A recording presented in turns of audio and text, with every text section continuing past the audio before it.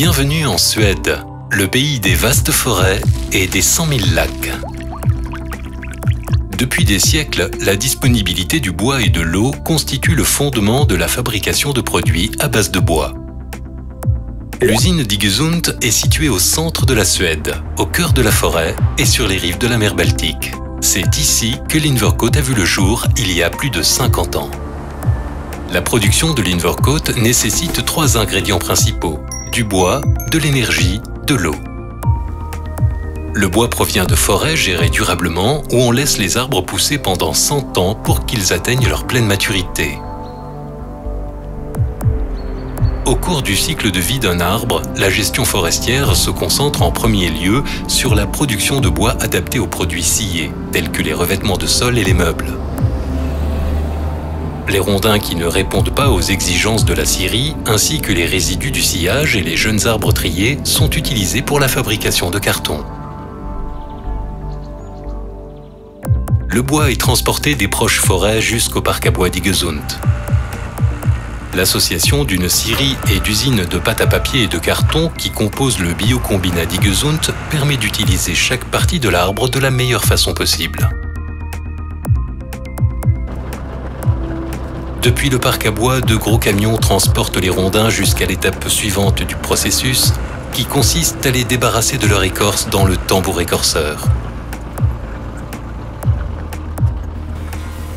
Les rondins écorcés sont coupés en plaquettes, puis triés pour éviter les problèmes qui pourraient affecter la qualité de la pâte et donc du carton. Les plaquettes rejetées sont brûlées avec l'écorce pour fournir de la bioénergie supplémentaire. Les plaquettes de bois sont ensuite cuites pendant au moins 6 heures dans une puissante solution alcaline, la liqueur blanche, à l'intérieur d'un lessiveur.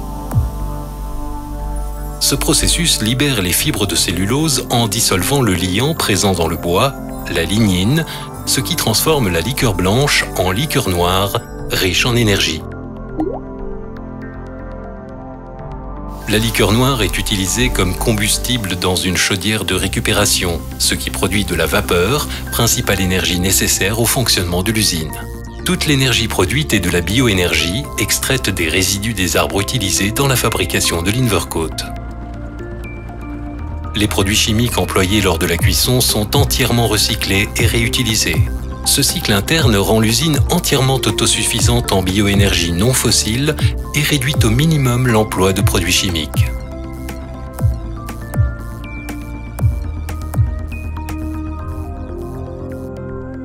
Débarrassées de la lignine, les fibres de cellulose sont ensuite lavées et blanchies dans un processus à plusieurs étapes.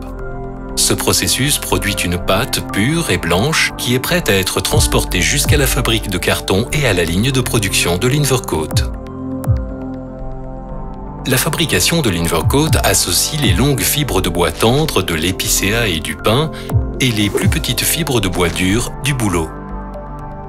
Les caractéristiques uniques de l'Invercote sont obtenues en mélangeant soigneusement les fibres dans les différentes couches du carton.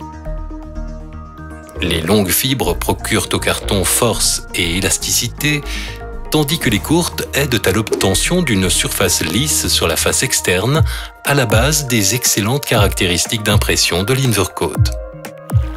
L'eau nécessaire au processus est prélevée d'un réseau lacustre proche et purifiée avant d'être utilisée dans l'usine.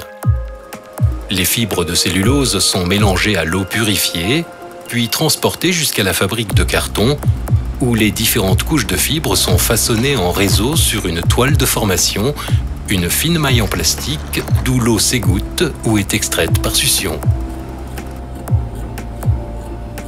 L'une après l'autre, les couches sont fusionnées pour former une structure multicouche, qui est à la base de la rigidité, de la finesse et de la souplesse de l'Invercote. Dans la section des presses, le carton est comprimé entre des feutres absorbants, ce qui permet de libérer encore de l'eau.